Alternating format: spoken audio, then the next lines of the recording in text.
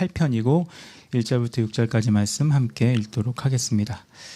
시편 128편이고요. 128편 전체를 읽는 건데 1절에서 6절까지 짧은 절이기 때문에 교독하지 않고 함께 말씀을 읽도록 하겠습니다. 1절부터 6절까지 말씀 함께 말씀을 읽도록 하겠습니다. 시편 128편입니다.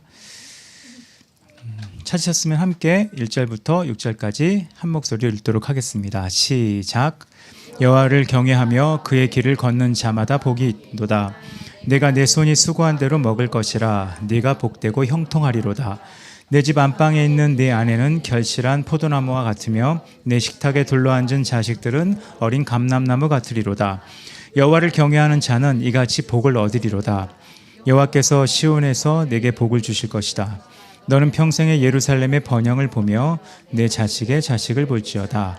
이스라엘에게 평강이 있을지로다. 아멘. 이번 주간은 추석 명절이 있죠. 그 추석 명절에 대해서 잠깐 생각해 보면 이 추석 명절은 이제 순 우리말로 한가위라고 합니다. 이 한가위 뜻이 뭔지 좀 찾아보니까 의미가 있더라고요. 한이라는 말은 원래 크다는 뜻이고 가위라고 하는 말은 가운데라는 뜻을 가진 옛말입니다. 그래서 큰 가운데라는 뜻인데 음력 8월 15일인 한가위는 8월의 한가운데 있는 큰 날이다라는 뜻을 갖고 있어서 이제 한가위라고 하는 이름이 지어졌다고 하고요. 그리고 이제 가위라고 하는 말은 길쌈을 짜는 일을 이제 한자로 가베라고 하는데 이 가베라고 하는 말에서 가위라는 말이 나왔다고 합니다. 이 길쌈을 짠다는 말은 옷감을 만드는 실을 내어서 옷감을 만드는 모든 활동을 얘기하고요. 옷감을 만드는 과정을 가베라고 하는 것을 이제 가위라고 불렀다는 말이 나옵니다. 삼국사기의 내용을 보면 신라 3대 임금인 이사금 왕이 다스릴 때 나라를 6개 6부로 나누었는데 왕녀 2명이 각 부의 여자들을 통솔해서 무리를 만들어 음력 7월 16일부터 매일 일찍 모여서 길쌈을 했다고 합니다. 그리고 나서 음력 8월 15일 추석에 이르러서 길쌈한 양의 많고 적음을 따져서 이기고 진 것을 결정했는데 진 쪽에서 술과 음식을 내놓아 승자를 축복하고 가무를 하고 각종 놀이를 했는데 이것을 가베라 불렀고 이 가베는 이긴 편에서 잔치를 베풀면서 갚는다는 의미도 함께 들어 있었다라는 얘기가 있습니다. 그래서 이 가베라고 하는 것 자체의 이 풍습 자체가 뭔가 음식을 내놓고 풍성한 음식으로 남을 대접하고 이웃들과 나누어 교제하는 명절이라는 뜻을 갖고 있습니다. 이런 명절이 우리나라에 와서 이제 먹을거리가 귀한 시절에 더 의미가 커졌습니다. 지금은 먹을 게 굉장히 많은 시대지만 옛날엔 먹을 것이 귀했기 때문에 이제 줄임배를 부여잡고 잘 먹지 못할 때 추석이 오기만을 손꼽아 기다리는 게 우리들의 삶의 모습이었다고 합니다. 그래서 추석이 돌아올 때는 이제 제철보다 일찍 여무는 벼가 이제 올벼라고 하는데 이 올벼로 이제 송편을 만들어 먹기도 하고 또 각종 음식을 만들어서 서로 나눠 먹기 때문에 추석만큼 모든 사람이 배고픔을 면하고 누릴 수 있는 날이 없어서 우리가 들어본 더도 말고 덜도 말고 한가위만 같으라는 말이 우리의 삶 전체가 한가위만큼만 잘 먹을 수 있고 한가위만큼만 서로 베풀 수 있고 한가위만큼만 풍성할 수 있으면 좋겠다는 말로 우리가 사용하게 됐다고 얘기를 합니다. 그래서 추석 명절의 의미는 사실 우리가 배고픔을 잊고 뭔가 서로의 들을 좀 베풀고 섬기고 또 축복들을 나누는 그런 명절로 보내는 것이 우리의 전통이라고 합니다. 그리고 추석 명절은 설과 비슷하게 모이면 덕담이라는 걸 주고받는데 우리가 설날에 가장 많이 나누는 덕담과 마찬가지로 추석 명절에 나누는 덕담도 아마 복 많이 받으라는 말을 서로 나누었을 거라고 생각을 합니다. 그래서 추석도 그 의미가 복을 나누고 복을 베풀고 서로 복을 이제 함께 빌어주는 그런 의미가 추석의 의미라고 할 수 있습니다. 그래서 추석을 맞이해서 이 복에 관련된 설교를 하는 건 의미가 있다고 생각하고요. 여러분 가정 안에 하나님의 복이 풍성하기를 바라는 마음으로 성경이 말하는 복이 어떤 건지를 좀 생각해 보는 건 의미가 있다고 생각을 합니다. 오늘 읽은 시편 128편이 복에 관련된 말씀이고요. 그러니까 같이 읽어보면 좋은 게 127편인데 127편은 하나님이 복의 근원이시라는 걸 설명하는 것이고 128편은 그 하나님이 복의 근원이신 하나님과 어떻게 관계하는 것 또 하나님 안에 어떻게 있는 것이 복을 누리는 삶인가를 설명하기 때문에 이 두 장은 두 편은 서로 연결해서 읽어보면 참 도움이 된다고 생각합니다. 오늘 볼 것은 이제 128편인데 128편은 풍성한 복에 참여한다는 것이 무엇인가? 그러니까 한쪽 면으로 보면 하나님의 풍성한 복을 받으려면 어떻게 살아야 되느냐를 설명하고 있고, 그걸 다른 면으로 보면 하나님의 풍성한 복을 받고 산다는 걸 어떻게 우리가 삶으로 드러내고 있는가를 보여줄 수 있는 것이 두 가지가 겹쳐 나오기 때문에 128편의 내용은 복에 대해서 생각하기에 좀 굉장히 좋은 장이라고 생각을 합니다. 한번 생각을 해보죠. 풍성한 복에 참여한다는 게 무엇인가? 그러니까 우리에게 복이 무엇인가? 그리고 우리가 복을 누리고 있다는 건 어떻게 드러나는가? 하나님이 원하시는 복을 누리고 산다는 건 어떤 모습의 삶을 사는 걸 얘기하는 건가? 그리고 어떤 삶을 사는 사람에게 하나님의 복이 있는가? 그걸 생각해 볼 수 있는 장이라는 겁니다. 1절을 보면 여호와를 경외하며 그의 길을 걷는 자마다 복이 있다고 이제 말하고 있습니다. 이건 간단한 말이죠. 여호와를 경외한다. 그리고 그의 길을 걷는다. 이걸 끊어보면 여호와를 경외한다는 말은 신약 성경 표현대로 하면 하나님 앞에 서 있다는 뜻을 갖고 있죠. 코람데오, 늘 그분 앞에 서 있는 삶. 그래서 경외한다는 말은 두렵다는 뜻을 갖고 있는데 거룩한 두려움입니다. 하나님이 나를 지금도 지켜보고 계시고 나와 함께 하고 계신다는 것을 인식하고 사는 삶, 그것이 경외한다는 겁니다. 그의 길을 걷는다는 것은 하나님의 말씀에 순종하는 삶을 사는 것을 의미합니다. 이걸 합쳐보면 풍성한 복에 참여하는 사람의 삶은 하나님 앞에서 하나님의 뜻에 순종하는 삶을 산다는 걸 의미합니다. 그리고 또 한 가지 면으로 보면 이 사람이 풍성한 복을 누리고 있다는 걸 어떻게 할 수 있죠? 하나님 앞에서 늘 살아가고 하나님 뜻에 순종하는 삶을 살아갈 수 있다는 것 자체가 복이라는 것을 동시에 말을 하고 있다는 겁니다. 그래서 우리가 하나님의 풍성한 복에 참여하기 위해 하나님을 경외하고 그의 길을 걷는 삶을 살아야 되고, 내가 지금 하나님을 경외하는 삶을 살고 있고 그분의 길을 걷는 삶을 살고 있다면 나는 이미 하나님의 복을 누리고 있다는 겁니다. 그러면 내가 하나님을 경외하고 그분의 길을 걷는 것을 어떻게 알 수 있는가? 아주 일반적인 설명으로 말을 하거든요. 기도를 한다, 예배를 열심히 드린다, 묵상을 한다, 이렇게 설명하는 게 아니라 이 본문에서는 하나님을 경외하고 그의 길을 걷는 사람의 삶이 무엇인지를 아주 일반적인 삶으로 설명합니다. 첫 번째 나오는 것이 이제 자족하는 삶입니다. 이 절을 보면 내가 내 손이 수고한 대로 먹을 것이라 내가 복되고 형통하리로다 라고 말을 하고 있습니다. 내가 내 손이 수고한 대로 먹을 것이다. 이 말이 굉장히 멋진 말이지만 지금 시대에는 그렇게 좋아하는 말 같지는 않습니다. 왜냐하면 요즘은 사람들이 금수저를 되게 좋아하죠. 그러니까 금수저가 존재합니다. 금수저. 그리고 금수저 말고는 금이 아닌 거죠. 흙수저도 있고 별수저가 다 있는 나라에 우린 살고 있습니다. 그래서 대부분의 사람들은 금수저로 태어난 사람을 주님이라 그러잖아요. 건물주 이런 거로 태어난 사람들을 복받은 사람이라고 생각을 합니다. 이런 생각 안에는 돈이 많은 것, 그리고 무언가를 많이 소유한 것이 복의 핵심이고 복의 전부라는 생각을 전제로 깔고 있기 때문에 이런 생각을 하게 되는 거죠. 근데 만약 돈이 많은 것이 복이라면 성경은 재테크 방법으로 가득 찬 책이어야 됩니다. 그리고 믿음의 증거, 천국에 들어가는 조건을 하나님은 믿음이라고 말하지 않고 그 사람의 재산 혹은 그 사람이 소유한 주택 혹은 그 사람이 갖고 있는 각종 금융상품들로 설명하게끔, 그러니까 네 재산이 100억이 하면 천국에 못 들어갈 것이다, 이런 식으로 설명하거나 네 집의 평수가 좁으면 넌 천국에 자리가 없을 거라는 언급이 나와야 될 거라는 겁니다. 근데 성경은 그렇게 언급하고 있지 않습니다. 도리어 물욕, 물질에 대한 욕구, 또 물질에 대한 간절함들이 하나님을 멀리하고 하나님을 미워하는 수단이 되고 하나님 나라에 들어가지 못하게 하는 장애물이 된다고 성경은 설명하고 있습니다. 왜냐하면 하나님의 관심은 사랑하는 자녀들이, 우리죠, 얼마나 돈을 많이 가지고 사느냐에 관심이 있는 게 아니라 그냥 스스로 땀 흘려 정직하게 노동하고 그 대가를 얻고 그 대가에 대해 감사하고 끝나는 게 아니라 내가 대가로 가진 것들을 남과 나누는 것을 하나님은 더 기뻐하신다는 겁니다. 그래서 네가 내 손이 수고한 대로 먹을 거라는 말은 더 많은 걸 가질 거라는 뜻을 갖고 있기보다 하나님 앞에서 성실한 삶이 하나님이 우리 각자에게 필요한 것들을 채워주시는 믿음과 체험과 기쁨으로 돌아온다는 것을 설명하고 있습니다. 그게 이제 요즘 사람들이 바라는 복의 핵심, 일확천금하고는 좀 다른 겁니다. 참고로 말씀드리면 성경은 일확천금을 굉장히 부정적으로 다룹니다. 대표적 말씀 하나 읽어드릴게요. 잠언 28장 20절. 충성된 자는 복을 받아도 속히 부하고자 하는 자는 형벌을 면하지 못하리라. 속히 부하고자 하는 자는 형벌을 면하지 못하리라. 쉬운 성경을 이걸 좀 더 자세하게 설명해놨습니다. 성실한 사람은 크게 복을 받지만 일확천금을 노리는 자는 처벌을 면치 못할 것이라. 아마 지금 시대의 세상을 나가보면 성실한 사람 찾기 되게 어렵습니다. 근데 일확천금을 꿈꾸는 사람은 그냥 길에 널려 있습니다. 어떻게 하냐고요? 일하는 태도를 보면 알 수 있습니다. 잠언 10장 22절을 보면 왜 일확천금이 나쁘냐? 이런 이유 때문입니다. 하나님이 우리에게 주시는 부함의 특징 때문입니다.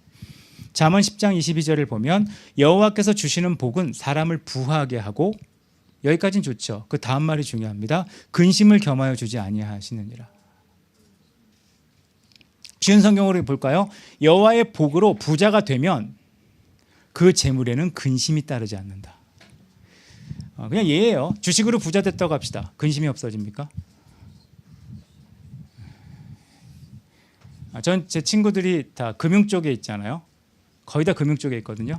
은행에 있거나 뭐 회계 쪽을 하거나 안 되면 부동산 경매라도 하는 애들이 주변에 다 있는데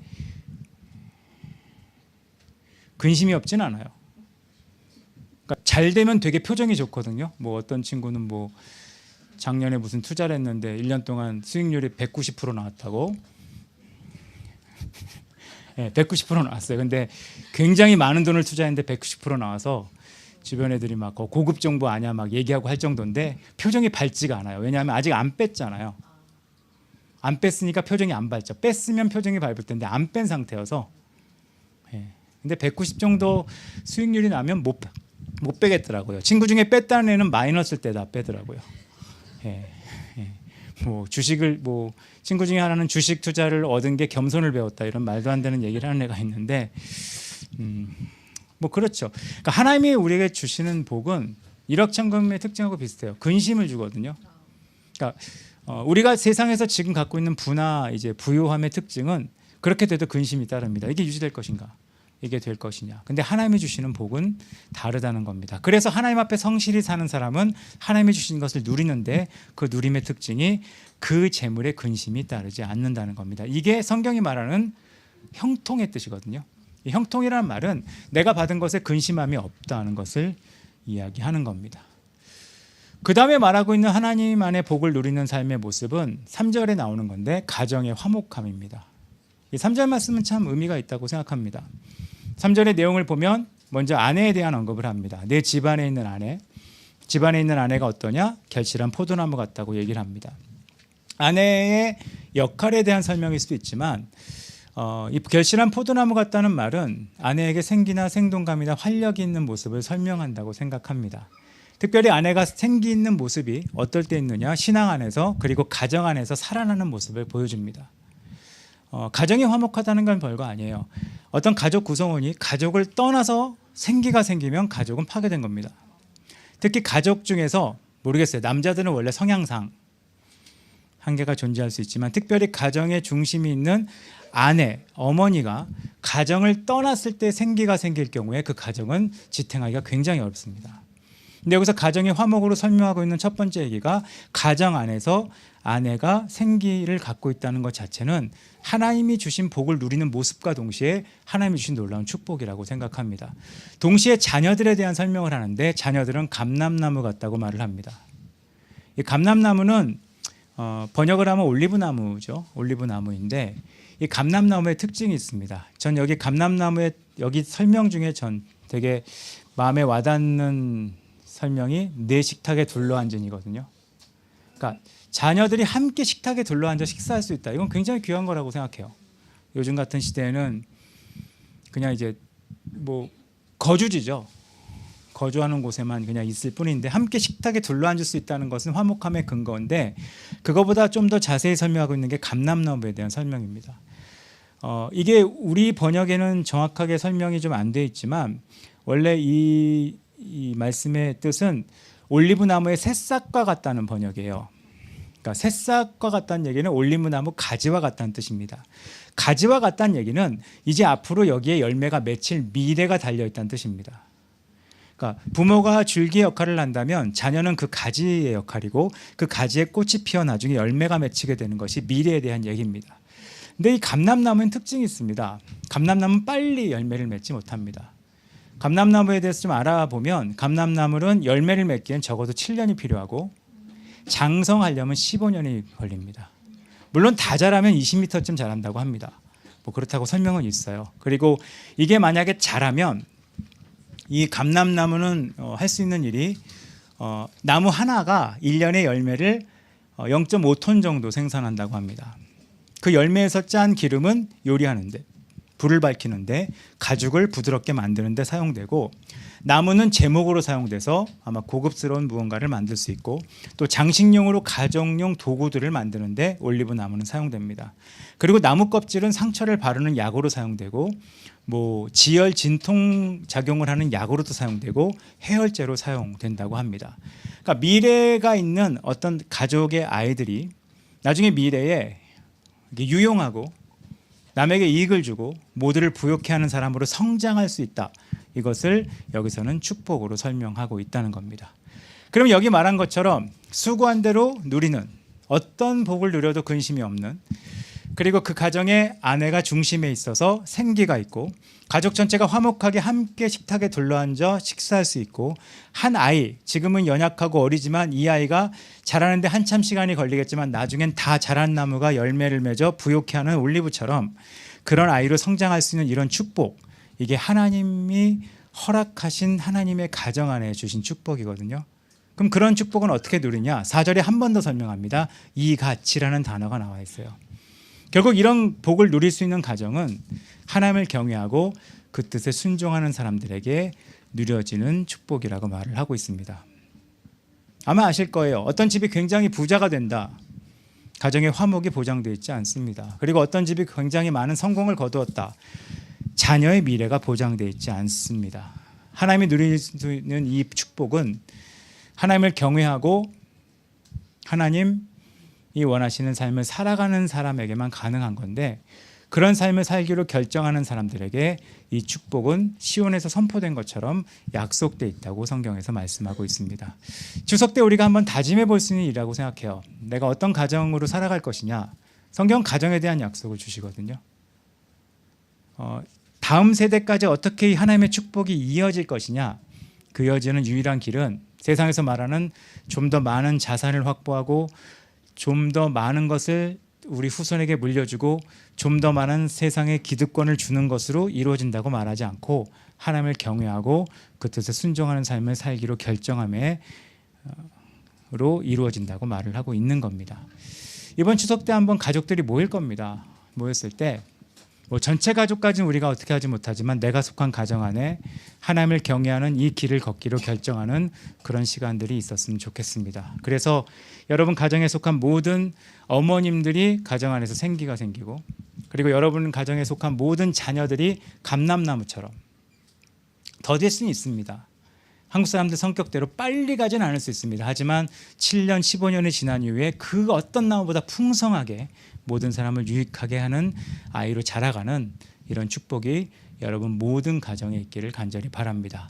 그러기 위해서 하나님을 경외하고 그 길을 걷기로 결정하는 여러분 한 분 한 분 되시기를 바랍니다. 같이 기도할까요? 이 시간 잠깐 기도하는 시간 갖도록 하겠습니다. 하나님을 경외하고 그 길을 걷기로 결정하는 모든 가정에게 하나님은 약속하셨습니다. 손에 수고한 대로 누릴 겁니다. 그리고 그 집에 아내가 결실한 포도나무 같을 것이고 자녀는 감람나무 같을 것입니다. 그 축복, 어쩌면 이게 너무나 당연한 축복이지만 한국 사람 중에 이걸 누리는 사람이 얼마나 있겠습니까?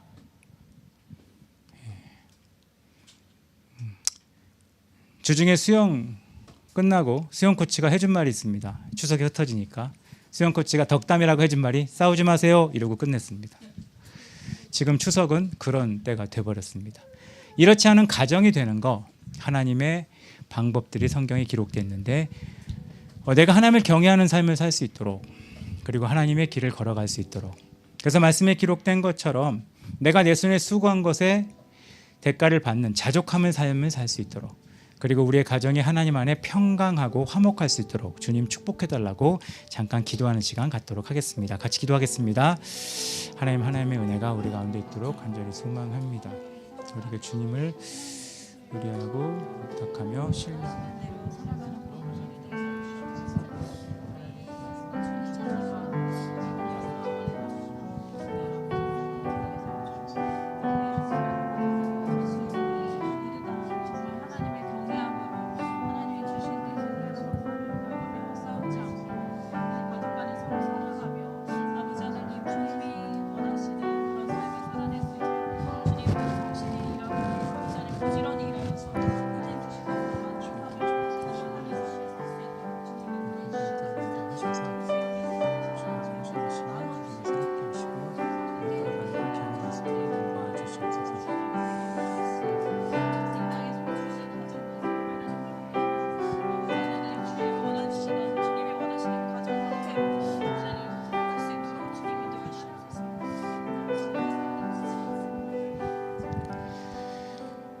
하나님,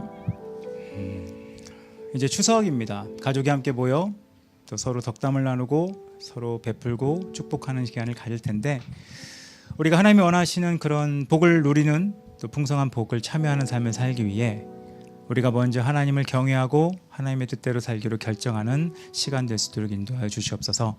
그래서 우리가 가족이 함께 모이는 이 기간에 우리의 가정 안에 생기, 가정 안에 화목함, 그리고 내 삶에 대한 자족함, 이것이 넘쳐서 우리가 하나님의 복을 누리는 사람인 것을 모두에게 드러내는 귀한 명절 될 수 있도록 우리 모두 가운데 하나님 역사하여 주시옵소서. 지금은 우리 주 예수 그리스도의 은혜와 아버지 하나님의 놀라우신 사랑과 성령 하나님의 교통하심이 하나님의 복을 누리며 살아가기로 결정한 여기 있는 모든 한 명 한 명의 삶 위에 이제로부터 영까지 함께 있을지어다. 아멘.